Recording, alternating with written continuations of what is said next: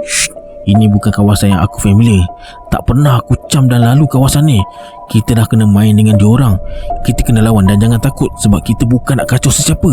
Kapten mulakan dengan bacaan Al-Fatihah diikuti dengan 3 kul. Mereka pun ikut sama. Masa tu mata Siddiq dah melilau cari sesuatu di sekeliling.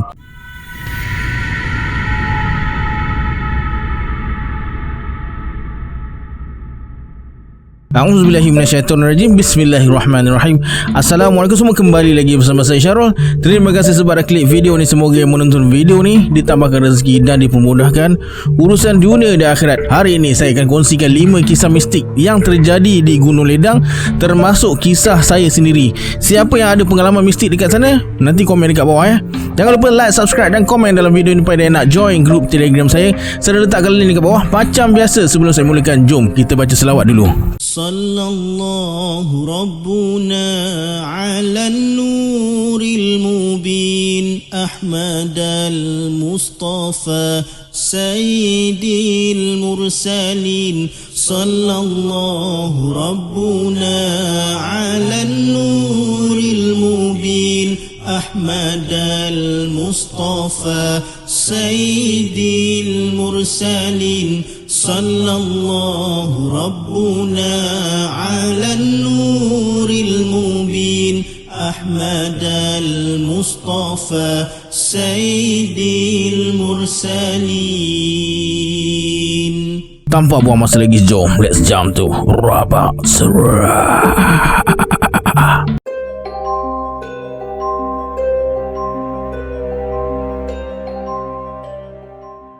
Bercakap tentang Gunung Ledang ni, saya ada juga pengalaman misteri dekat sana. Masa tu kami pergi dalam 13 orang rasanya, tahun 2000. Waktu tu tak adalah pakai guide ke apa semua, main ikut kepala sendiri je. Dalam kumpulan kami ni ada seorang lah jenis belagak udang. Katanya dia pernah pergi dulu, jadi kami semua harapkan dia lah untuk tunjukkan jalan. Kami sampai dekat Asahan petang, jadi kena bermalam lah dekat bawah tu dulu. Esok pagi dalam pukul 7 lebih kami mulakan perjalanan menuju ke Kolam Puteri. Masa naik tu, yang si belagak ni berhenti. Dia tak tahu mana satu jalan nak kena masuk. Kami berhenti lah dekat depan batu besar. Sebelah kanan ada pagar dan ada pintu. Sebelah kiri nampak macam tak ada laluan. Masa kami tengah fikir belah mana nak lalu ni, tiba-tiba muncul 3 orang budak remaja macam kami jugalah. Mereka pakai bukan macam nak pergi panjat gunung tau, macam nak pergi mall pun ada. Tak ada bawa beg, selamba je mencelah-celah kami yang seramai 13 orang ni menuju ke sebelah kanan, iaitu tempat ada pagar. Dan dengan selamba terus buka pintu pagar tu. Rupanya pintu pagar tu tak berkunci. Semua terdiam sambil pandang je budak 3 orang tu. Lepas tu si belagak tu cakap, ni lah kot jalannya. Kami pun apa lagi, ikut jugalah jalan situ. Masa ni dah pelik sebenarnya, sebab kami cari budak 3 orang tu dah hilang. Padahal jalan dekat depan kami tu elok je laluannya. Tapi kami teruskan jugalah berjalan dan nampak macam ada tanda budak 3 orang tu berhenti, sebab ada bekas tapak kasut dekat situ. Kami ikut, laluan dah semakin sukar. Nak kena tebas dengan parang pula. Bila kami tebas, jumpa dekat atas kayu mati yang ada dekat tanah bekas plastik chewing gum dalam 4-5 keping jugalah. Tapi kami langsung tak nampak kelibat 3 orang tu. Nampak masa mula-mula naik je. Matahari dah semakin tinggi. Kawan-kawan dah penat. Nasib baiklah masa tu masih fit lagi lah badan. Kalau tak, bagai jugalah tengah jalan. Makin lama kami cari kelibat budak 3 orang tu, makin ke dalam hutan kami masuk. Akhirnya salah seorang kawan kami ni jumpa tapak kaki binatang. Tak tahu binatang apa. Semua terdiam dan duduk berehat sambil fikir, nak teruskan ke atau patah balik. Akhirnya kami semua setuju nak patah balik. Dah sayalah yang jadi pembuka jalan. Saya suruh mereka semua menyusuri sungai. Saya dekat depan lah sambil pegang parang. Tak lama kemudian saya terdengar bunyi orang mandi-manda dekat bawah tu. Saya pun bagi tahu lah kawan-kawan yang lain, weh, dah nak sampai bawah ni, aku dengar suara orang mandi-mandi. Yang lain semua teruja lah, masing-masing percepatkan langkah. Tapi makin dekat dengan suara tu, makin hilang pula. Akhirnya sunyi sepi. Kami berehat lagi sambil tenangkan fikiran. Lepas tu kami mula balik menyusuri sungai. Dah tak fikir dah pasal budak 3 orang pakai baju macam nak masuk mall tu. Jalan punya jalan, akhirnya dengar suara orang mandi. Kali ni betul. Akhirnya kami jumpa juga orang mandi, tapi dekat seberang sana. Orang yang mandi tu tengok je kami dengan wajah pelik. Dari manalah budak-budak ni datang? Perlahan kami jalan turun dan seberang sungai tu. Rupanya kami jumpa balik dekat tempat mula-mula kami nampak budak 3 orang masuk tu, dekat batu besar tu lah. Waktu tu dah nak masuk senja. Lepas tu kami nampak ada seorang abang ni, dia nak pergi berkemah juga rasanya. Dia ikut jalan sebelah kiri batu besar tu. Oh situ rupanya. Akhirnya kami tak jadi nak bermalam di Kolam Puteri. Bermalam dekat kolam anak gajah aja sebab hari dah lewat. Tahun 2013 ke 2014 tah, saya tak ingat. Saya dah lepak dengan kawan saya. Dulu dia belajar dekat Melaka. Kami sembang lah, punya sembang, sembang. Terkeluar cerita pasal Gunung Ledang. Saya ceritalah pengalaman saya pasal budak 3 orang tu. Kawan saya cakap dia tahu kisah budak 3 orang tu. Siapa yang ikut budak tu akan sesat nanti. Berderau darah saya boleh dengar dia cakap macam tu. Kata kawan saya, dia tahu cerita ni pun masa dia pergi panjat Gunung Ledang dulu. Sebelum panjat, dia minumlah dekat gerai bawah tu. Pakcik kedai itulah yang beritahu dia. Katanya bapak budak dari salah seorang budak yang hilang tu pun pergi cari juga, dengan bapak-bapak dia pun hilang. Kisah ni dah lama katanya. Entahlah betul ke tak.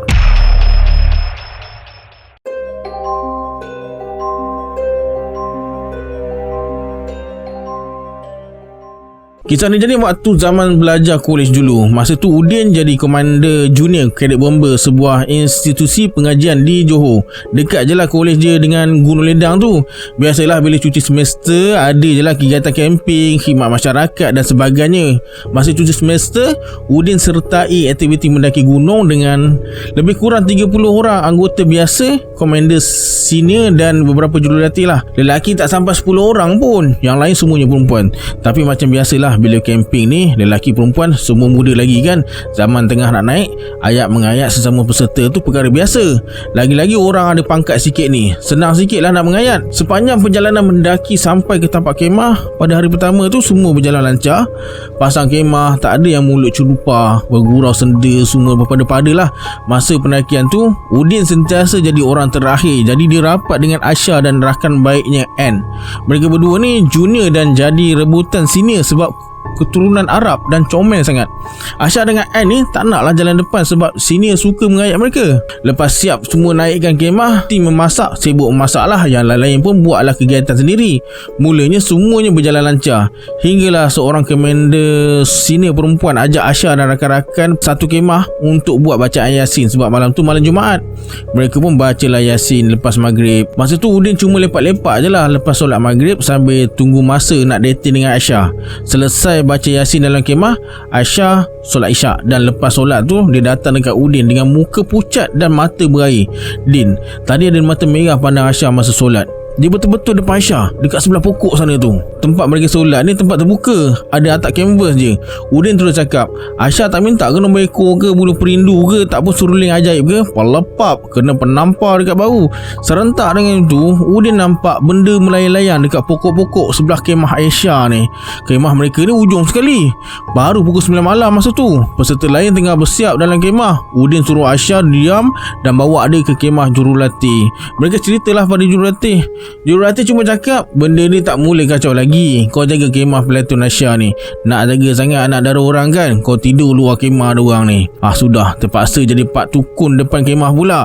Lepas makan-makan dan buat kegiatan sikit-sikit malam tu, Udin pun menuju ke kemah Platon Asya ni. Sampai dekat sana, Udin tengok semua duduk dekat luar kemah. Apa lagi, Udin dengan mulut selipar Jepun dia selamba cakap, korang kenapa? Ada hantu ke kat dalam kemah? Terus terdengar suara mengilai. Semua Platon Asia pandang Udin macam dia lah punca suara tu. Cepat-cepat Udin suruh mereka semua ikut dia pergi kemah jurulatih. Sebelum bergerak tu, Udin muskil nak tengok juga apa ada dalam kemah tu.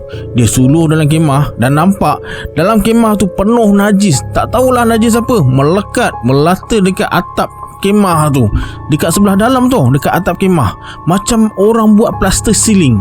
Pelik macam mana belah benda tu boleh berak naik ke atas. Sampai sekarang Udin tak boleh nak fikir. Malam tu Platon Asia tumpang tidur dekat kemah lain. Nasib baiklah tak ada yang jerit-jerit ke histeria ke apa. Udin pula tidur dekat luar dengan komander-komander lain sebelah kemah Platoon Asia ni. Esoknya baru jurulatih bekas askar bagi tahu pada komander-komander yang dia dah pagar kawasan kemah masa semua orang tengah sibuk naikkan kemah. Tapi pelik, ada yang terlepas masuk. Lantaklah janji tak ada yang kena rasuk. Jurulatih pesan supaya lebih berjaga-jaga dan jangan ada yang mulut celupar. Mereka semua bersihkan kemah Platoon Asia dan buat macam tak ada apa-apa je. Sebenarnya sepanjang tempoh perkemahan hingga mereka naik ke puncak dan turun tu, Udin alami beberapa kejadian pelik. Contohnya, Udin kan orang terakhir kan, tapi masa dekat kawasan air terjun, nama dia dipanggil dari belakang dan masa pusing pandang arah suara panggilan tu, Udin terasa ditolak dan terjatuh atas batu. Lutut terhentak dengan kuat atas batu tu dan menyebabkan dia terpaksa dibalut dan makan painkiller sepanjang camping. Lepas balik camping, dia pergi x-ray. Kepala lutut dah retak. Dalam pada tu, beberapa kali jugalah Udin ternampak macam makhluk mengintai, terhendak-hendak macam Smeagol dalam cerita Lord of the Ring tu. Sepanjang pendakian dan malam-malam, ada jugalah nampak benda-benda melayang. Lepas balik rumah, Udin demam panas dan sentiasa mimpi jumpa perempuan tua. Dia pandang je Udin dengan pandangan yang tajam. Ayah panggil atuk saudara yang pakar dalam bab mengubat ni, dan masa berubat tu, adik-adik Udin cakap mereka nampak kucing hitam lompat tembus cermin tingkap dari dalam rumah keluar rumah dekat dapur. Udin mana ada bela kucing hitam yang pandai magic-magic ni. Kucing kuning gemuk pemalas macam Garfield ada lah. Lepas tu dah tak ada dah mimpi pelik-pelik, dan Udin pergi lagi naik Gunung Ledang 5 kali tanpa ada apa-apa yang pelik berlaku dekat dia.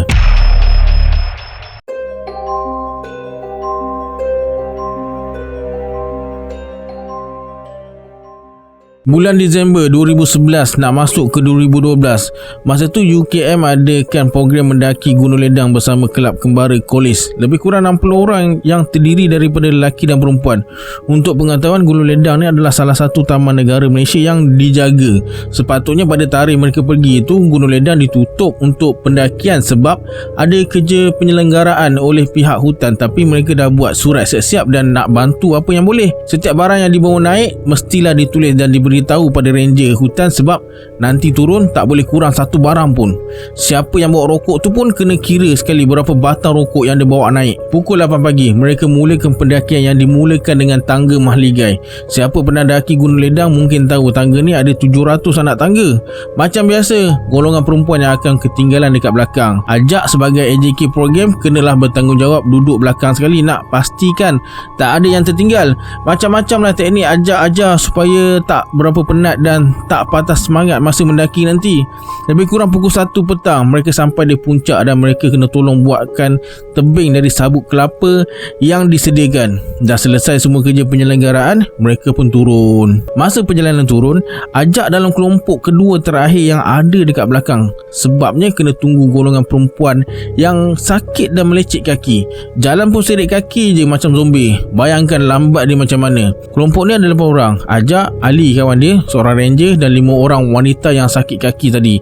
Masa tengah rehat, Ali ni boleh pula melawak dan sebut perkataan alam lain. Lepas tu terus kena marah dengan ranger. Lebih kurang pukul 6 suku petang. Dalam hutan dah gelap macam nak malam sebab pokok-pokok tinggi ni lindung cahaya matahari masuk ke hutan. Malangnya antara mereka 8 orang ni ada satu torchlight je. Murah pula tu.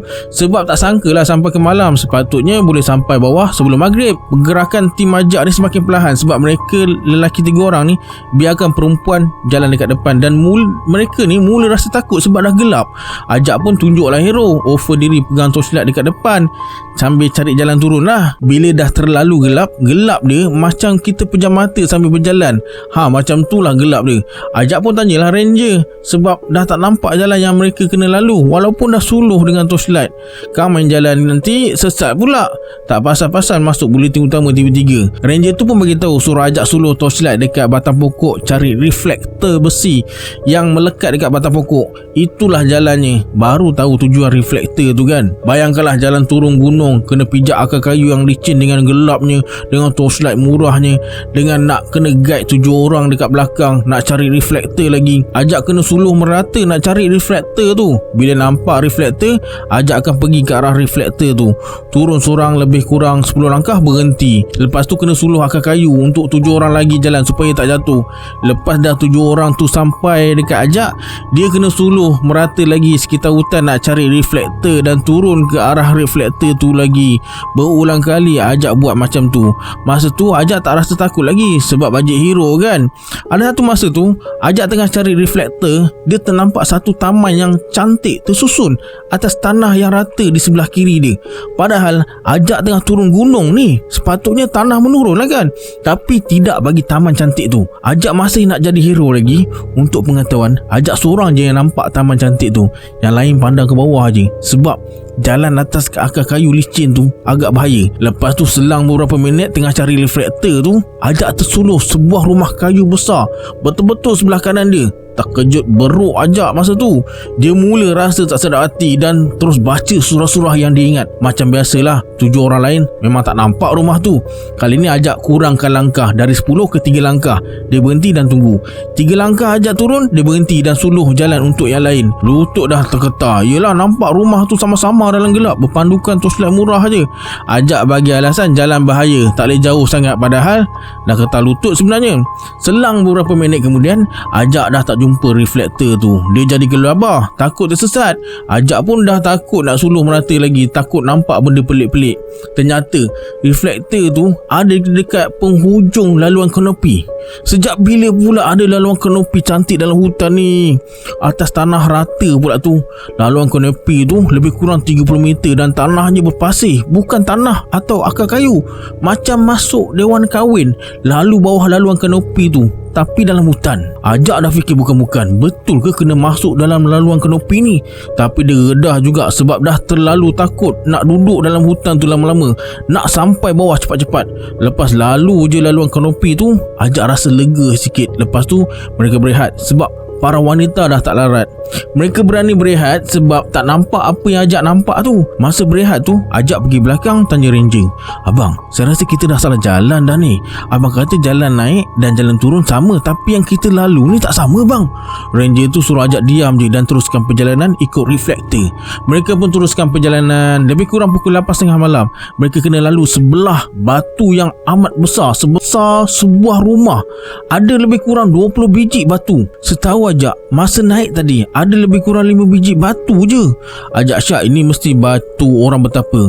Batu ni akan muncul waktu malam je. Bila sampai dekat tangga Malagian tu lebih kurang pukul 9 malam, Ajak dah lega sebab rasa selamat sikit lah dekat situ. Walaupun kena tempuh lagi 700 anak tangga dan pokok pun dah tak tebal, nampaklah sikit cahaya bulan. Sampai je dekat kaki bukit, ada seorang abang ranger ni tarik Ajak ke tepi, suruh cerita apa yang jadi. Ajak pun ceritalah apa yang dia alami. Abang-abang ranger tu cakap Ajak bertuah sebab dapat pengalaman tu. Bukan semua orang boleh nampak benda-benda macam tu. Ajak ya-ya kan je lah sebab dah penat. Takut tu masih ada lagi. Last sekali, mereka tak periksa pun barang Ajak bawa sebab seronok dengar dia bercerita. Kesimpulannya, Ajak rasa mereka dah lalu perkampungan Bunian. Nasib baik mereka tak culik Ajak. Kalau dari bawah ikut turutan, batu besar tu tempat orang betapa. Lepas tu jumpa laluan kanopi. Mungkin laluan kanopi ni jalan masuk ke alam perkampungan Bunian tu. Lepas tu jumpa rumah Bunian. Kemudian jumpa taman Bunian. Sejak dari itulah Ajak percaya Bunian ni ada. Lagipun sebenarnya Ajak memang boleh nampak makhluk gaib ni, tapi bukan selalulah.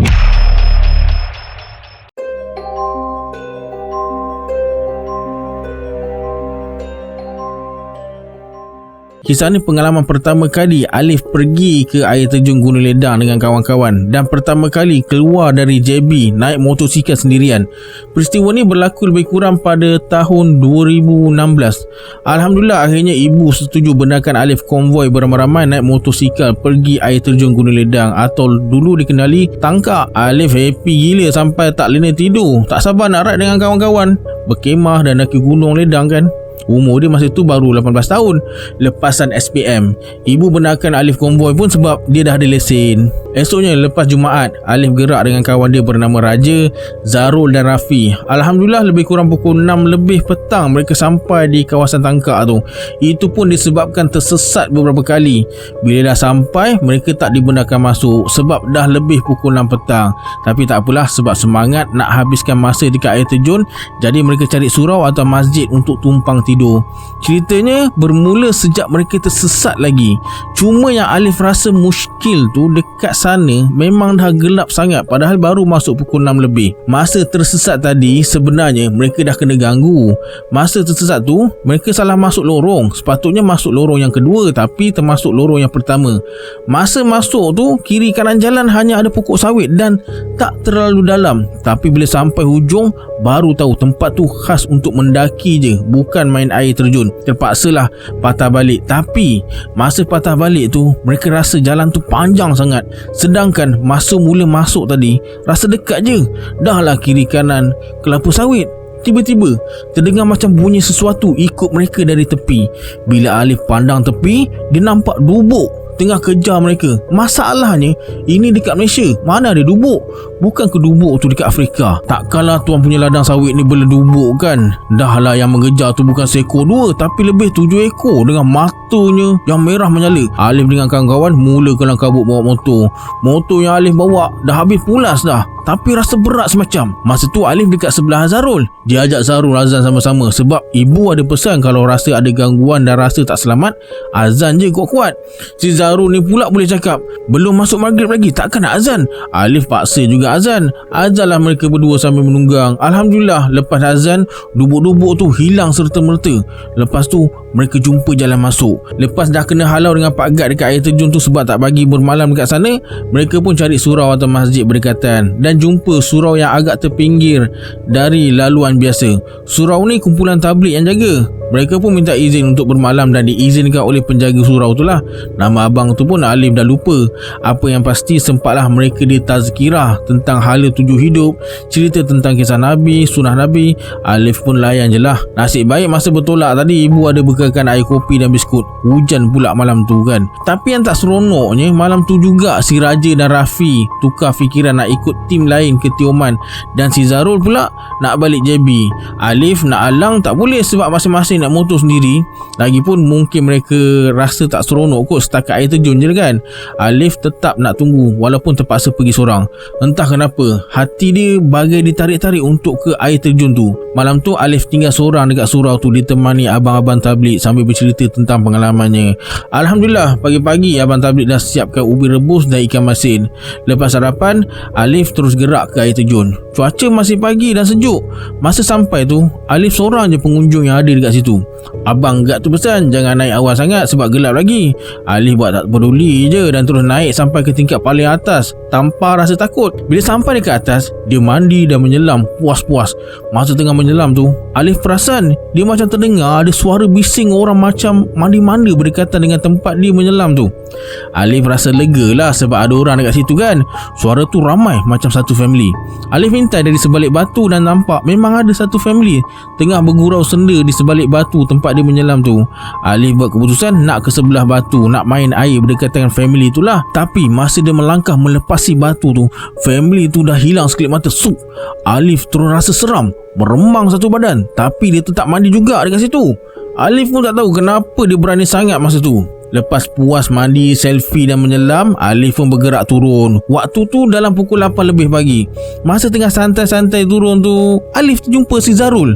Apa Mamat ni buat dekat sini? Bukan ke malam tadi dia balik JB ke? Alif tegur Zarul, "Weh, bukan kau semalam kata nak balik JB ke?" "Aku pun nak mandi juga, takkan kau seorang je nak seronok," kata Zarul. Alif tanya Zarul mana dia tahu si Alif ni dekat situ. Dia cakap abang tabligh tu bagi tahu. Alif pun masa tu dah tak fikir banyak. Dia pun husnuzon je lah. Mungkin Zarul menyesal sebab patah balik malam tadi.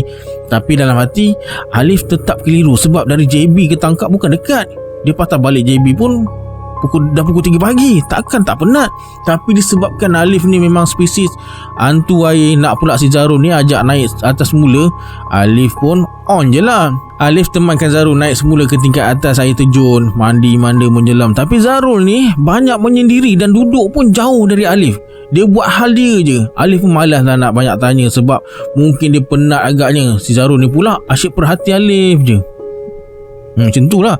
Tapi tak bercakap sangat. Sepatah Alif tanya, setengah patah dijawab.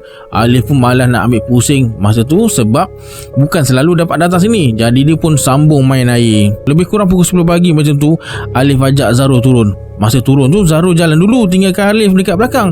Alif pun malas nak kejar sebab dia lebih suka menghayati keindahan alam katanya. Bila sampai parking motor dekat bawah, Alif pelik. Kenapa dia tak jumpa Zarul dekat situ? Puas si Alif ni pusing keliling tapi tak nampak si Zarul.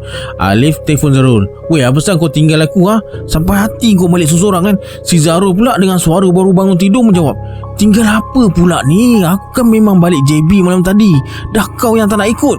"Aik, malam tadi? Weh, bukan ke tadi kau datang balik jumpa aku dekat air terjun dan mandi dengan aku?" "Kau merepek apa ni? Aku tidur lah. Ni kau call baru aku bangun. Kau ngigau ke?" Alif terdiam, tersentak. Cepat-cepat dia terus gerak balik JB. Esoknya dekat tempat kerja, Alif jumpa Zarul dan tanya semula, betul ke dia tak datang air terjun balik semalam? Muka si Zarul ni dah pelik masa menjawab, "Memang aku tak ada kesana lah. Aku ikut si Raja ni pergi Tioman malam tu. Siap ada gambar lagi kalau kau tak percaya." Raja dengan kawan-kawan dia tunjuklah bukti mereka bergambar dekat Tioman dan mereka tak percaya cerita si Alif ni. Alif masa tu lagilah keliru. Kalau si Zarul ni menipu, takkanlah dari Tioman dia nak patah balik ke tangkap semata-mata nak main air terjun. Mereka tanya Alif, macam mana keadaan tubuh badan si Zarul masa dia mandi tu? Badan dia ada parut tak? Alif memang nampak jelas masa mandi tu badan si Zarul ni putih bersih. Jadi Alif jawablah badan dia putih bersih. Zarul terus bagi tahu badan dia ada parut kena chicken pop. Masa tu barulah Alif rasa seram. Badan rasa seram sejuk. Dah tu siapa yang temankan dia mandi?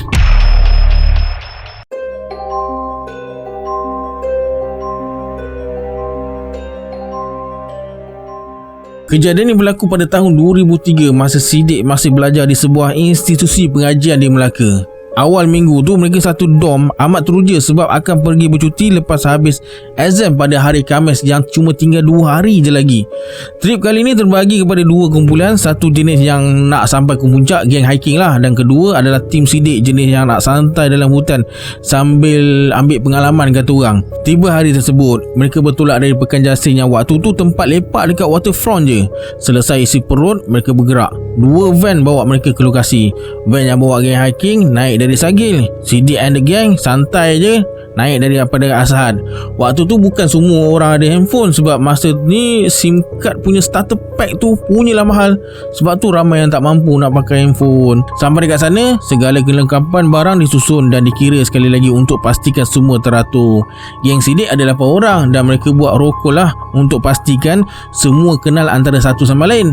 Antara petua yang Siddiq guna sebelum masuk hutan, dia amalkan bacaan Al-Fatihah 7 kali, ayat kursi 7 kali, 3 kul 7 kali, ayat Nabi Sulaiman AS.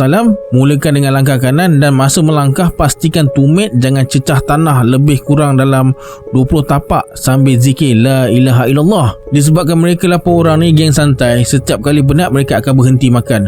Maklumlah kebanyakan mereka ni semua dah debab-debab. Untuk pengetahuan, kalau ke Gunung Ledang akan jumpa banyak denai-denai yang dibuat manusia. Pastikan jangan sesat dan teliti mana satu denai yang betul. Kalau nampak orang berpakaian hitam dan jalan seorang diri, jangan tegur. Kebanyakan dekat sana pergi bertapa menuntut ilmu. Dekat Gunung Ledang ni ada 2 belah pecahan ilmu, yang putih dan yang hitam. Berbalik pada cerita tadi, mereka menyusuri denai untuk ke puncak dan kerap berhenti bila penat. Salah seorang dari mereka tiba-tiba bersuara, "Weh, jalan ni kita dah lalu tadi kan? Kenapa pokok yang sama je aku nampak ni? Korang tak perasan ke? Penat dah ni." Mereka semua berhenti dan terdiam, cuba amati suasana sekeliling. Kemudian kapten kumpulan mereka suruh diam dan mencangkung. Baru mereka perasan tak ada satu bunyi pun yang kedengaran di sekeliling kecuali bunyi nafas mereka je. Lepas tu kapten suruh letakkan beg masing-masing dengan perlahan dan duduk dalam bulatan. Mereka pun buatlah seperti disuruh dan mula ambil posisi masing-masing. Kapten bersuara, "Shh, ini bukan kawasan yang aku familiar. Tak pernah aku cam dan lalu kawasan ni. Kita dah kena main dengan diorang. Kita kena lawan dan jangan takut sebab kita bukan nak kacau sesiapa." Kapten mulakan dengan bacaan Al-Fatihah diikuti dengan 3 kul. Mereka pun ikut sama. Masa tu mata Siddiq dah melilau cari sesuatu di sekeliling. Mengikut petua ilmu hutan, kalau tersesat, cuba cari sesuatu yang ganjil atau abnormal yang jarang orang perasan atau nampak kalau nak cari jalan keluar. Masa ni Siddiq ada bawa 7 batang jarum sebagai persediaan kalau-kalau keadaan macam ni lah berlaku untuk ikhtiar jika sesat. Siddiq keluarkan jarum dan mula baca zikir Nabi Yunus AS sambil kira bilah jarum tu dalam jumlah yang sama. salah. Masa Sidik tengah cari sesuatu yang ganjil tu, Kapten arahkan supaya semua tutup mata dan jangan buka selagi dia tak suruh. Semua pun tutup mata. Selang beberapa minit kemudian, mereka terdengar bunyi tapak kaki sesuatu menghampiri dengan dengusan nafas yang kasar dan kuat. Dalam kepala otak Sidik cuma doa, janganlah binatang buas ke yang datang dekat ni, biarlah hantu atau manusia. Kalau binatang buas maknanya almarhum lah mereka semua. Sidik tertanya-tanya tentang bunyi tu. Dia pun gatal lah nak buka mata sebab tak puas hati dengan bunyi je.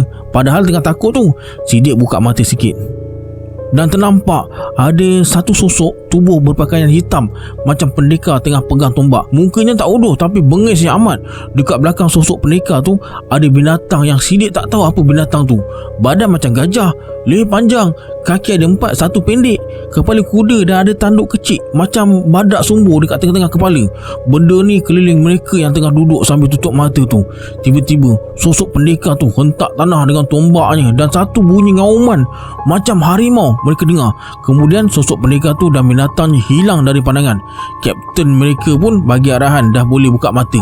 Sidik perasan semua orang berpeluh sampai basah lencun, termasuk dia sebab takut agaknya. Lepas tu Kapten cakap mereka asyik lalu jalan yang salah sebab penghuni situ marah mereka lalu denai yang melepasi kawasan kampung mereka.